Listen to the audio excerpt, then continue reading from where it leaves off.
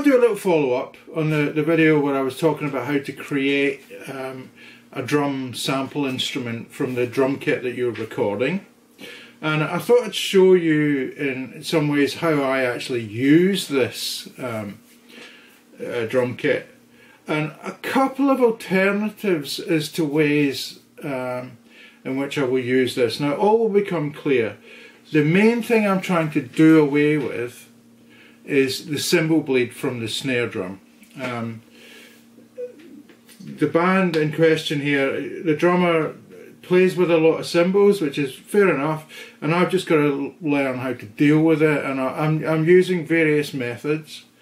I have Drummer Tom, which I've tried to use with this, but it gets a little bit confused because there's a lot of tom work going on and a lot of other things that it doesn't seem to quite separate out the snare. It did on one track, I've used that, but on this track it's not working. So what I'm going to try and do, I'm going to show you two methods that I'm using to clean up the cymbal bleed from the snare. Now, first one I'm going to show you, let's mute out that. I'm going to show you this is a trick that if you don't know it, you should know it, and if you don't have this plugin, you should have this plugin because it's absolutely amazing. It's the FabFilter Pro MB trick, you know. So what you do is you set it to expand mode, then you open up the expert, and you set the band here to free, as you can see here. So it's set to free. So that means that I can set whatever is going to trigger the expander. I can set what frequency triggers it, so it doesn't have to be up here. So what I can do is I can suppress the high end, and when the snare hits at the 200 whatever frequency, it will let the high end open up for a brief second, close it again, and get rid of all that cymbal bleed. So let's show this in action. So it's easier said than done. This is not an uncommon trick. So what we've got is we've got Pro MB here. What one are we on? Oh, sorry, I'm getting confused. I've got so many various tracks going on. So this one now, mute the sound because I don't want to do that. So this has the Pro MB. So if we solo this out, I'm going to switch off the Pro MB and let you hear what the snare sounds like. If we try and get to a bit with the cymbals. Right, so you can hear what's going on. Lots of hi-hat. Okay, now let's bring in the Pro MB. It's a whole new world. Now, what's happening here is, because you set it to the free band, so I can select which band triggers the expander up here. So I'm suppressing the high end until the snare hits at 200 Hz, which is then opening up the high end, as you can see, and it allows the full signal through, and then closes it off again, so suppressing that cymbal bleed again. We'll switch it off. Big difference. Put it back in. Now this can be a godsend, although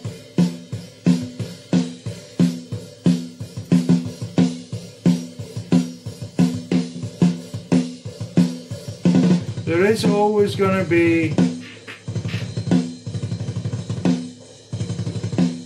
some bleed. You can't get rid of it all.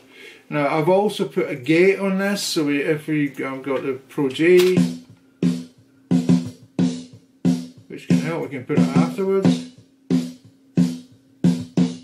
which can help even more. You know, I'm not a big fan of gates. I have to admit, I struggle to get them set up right. I like the cymbal bleed. I like to have cymbal bleed. I like to have it, but in this case, I really want to compress the snare to make it smack. And as soon as I do that, all the cymbal bleed comes up, and it becomes, you know, too much. So another alternative, which we talked about, is let me just open this up, send that, let's mute that. is my samples that I made, which you saw. If you go back to the last video, I'll put a little link up somewhere so that you can see and show you what I did. But this is my sample instrument of the drum kit that we recorded. Now this is just all of the mics, so you get all the ambience, you get everything. I noticed there was a comment that kind of came and went on that video that, yeah, I put all the mics into the, when I rendered out these snare drums, it's got all the room mics, it's got all the overheads, the toms, everything are included in this render of these mics. So if you listen, you can hear that there's the room and everything's there. So there's all the ambience that I recorded. I'm just then now going to trigger it with the actual original snare. So what I've done, I use Dsp Trigger. There's a free version of this, which is like a single band. There's a paid version which you can use to trigger a whole electronic drum kit, whatever. But this free version is perfect for this kind of stuff. So this will just trigger my samples. It will give out velocity information, so it will make use of the fact that I've got all of these different velocity categories within the samples. You can adjust that. I've turned it up. You can turn up the overall thing and adjust where the trigger volume is. Maybe I shouldn't have done that. I had it set up nicely. So, you know, this is a lot of adjustment. You have to learn this plugin. I am still learning this plugin. I've had this for years and I totally forgot about it. And it was when I was making, you know, working on ways to try and solve my problem with this album that I remembered about this, and I'm just trying it again. So I'm going to have to relearn it, and maybe I'll do a little video on it. So what we're doing is we're sending from our snare top, we're sending that into this, and we're sending it pre-effect, so it's just purely the snare signal going straight in there. We can, if we want, switch off the original snare so that all we're hearing is the trigger that we're doing. So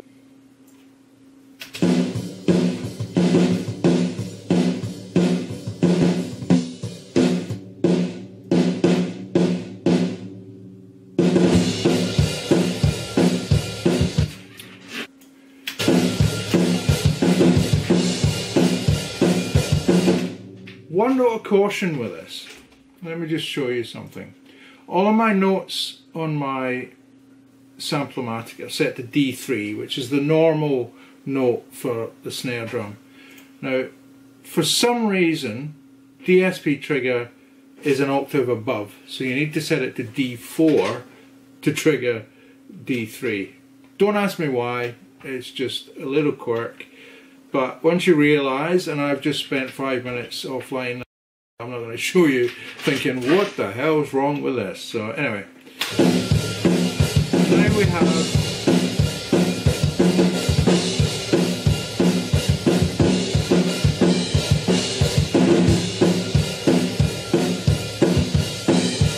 so you can adjust the sensitivity up and down. This just adjusts the actual overall output volume, or not so much volume, but the actual velocity sensitivity you're sending out, which kind of correlates with the overall sensitivity, so you have to adjust the two separately and find a balance that works.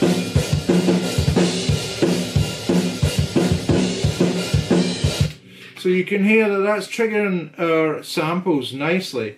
So if we I've set this to pre-effects, yeah, so we should be able to mute this out. No, we can't. We'll turn it down. We'll turn around the snare top that we're sending from, and you can just hear what the sample's doing.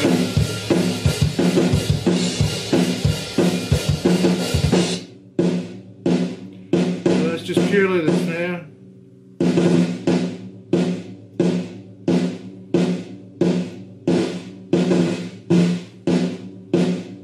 So you have to adjust this to find the right place where you're not false triggering, etc. But what I will say is, in this case, if I'm going to use this, I will use this as a something to bolster the actual original snare. So this will be my parallel compressor. I will compress the living daylights out of this and leave the original snare alone so that all the cymbal bleed won't come up.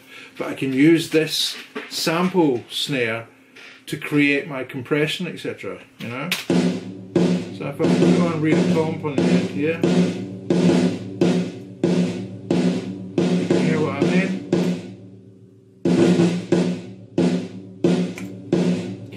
And if we bring it back into the thing, bring in the bottom snare.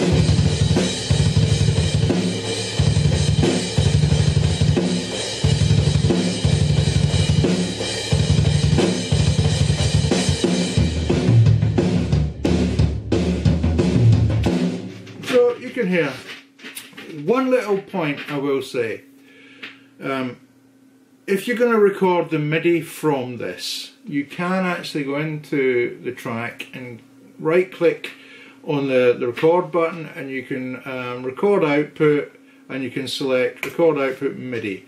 Now my advice is, because it will not trigger every hit unless you do this, and in fact it doesn't trigger every hit anyway, is to switch off all of the samplers below and the compressor, and record the MIDI from the trigger, Dsp Trigger. Record that and then do it to playback, but I guarantee you there will be missed hits, etc. I don't know why. I mean, I've got my buffer size set to 128 and it still misses certain hits. What I now do is I set this up and I actually set it to record, switch off the compressor, I'll do that at the end, and I set it to record output audio, so I'll set it to record output mono. So if we just, we'll record a little section here and I'll show you what I mean, and then I can record a little bit of MIDI to show you what I mean, but let's just record this quickly.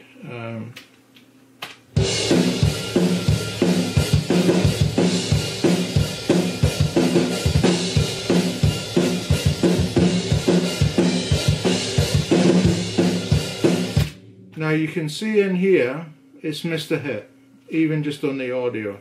So this is the thing with all of these systems, you gotta get it you gotta tweak the sensitivity on the plug-in here. So I probably missed that because of something. Well, let's just give it a quick try. Let's do a Control Z on everything.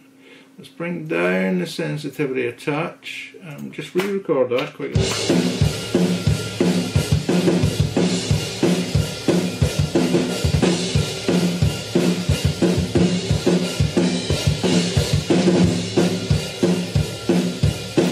Okay, that's better. Not perfect. Now the one thing you will notice is all the hits are slightly late.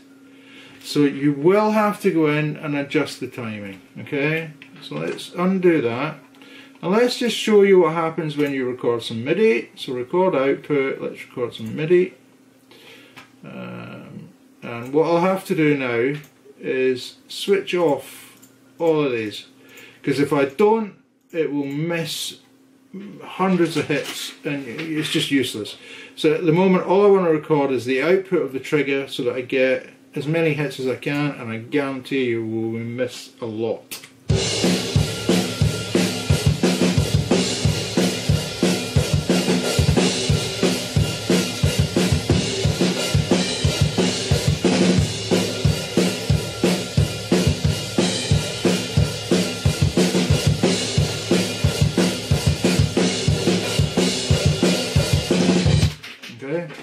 Now you can see these, I don't know why I've got two lots of dots now, but I think I'm picking up a side stick. I think that's partly what it is. But let's put this back in, all of these samplers back in, and we will have a little listen, see what we've got.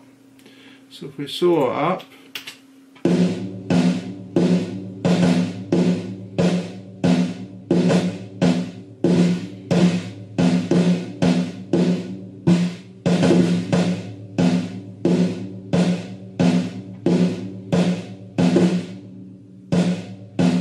we missed the hit there.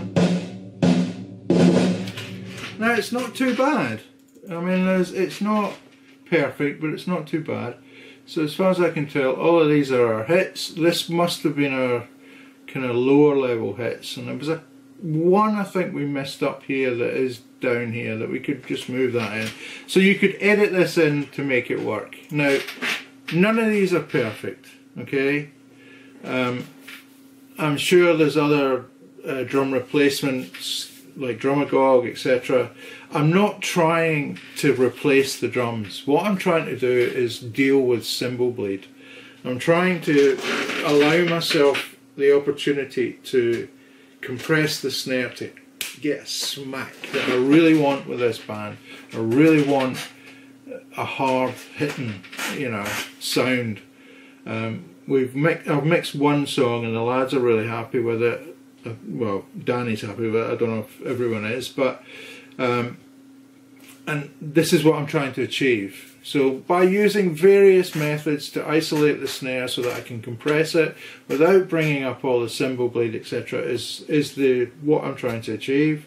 So I thought it might be interesting for you to see the various different methods. I mean, I'm probably going to use all of these methods and, you know, mix and match what works where, and with different songs you've got different velocity of hits and whatnot, so certain things are working, certain things aren't working.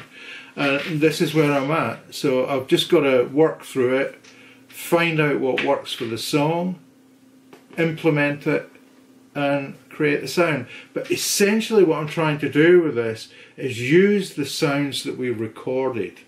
So I want to use these samples. This, you know, this is the samples that you saw. Please go back to the last video and have a look on how I did this. These are the samples of the drum kit that is recorded on this album. And I've got the full kit sampled. You know, 3 hits on each, soft, medium, hard. And it just creates such a sense of reality, or realism. Sorry, not reality. Realism.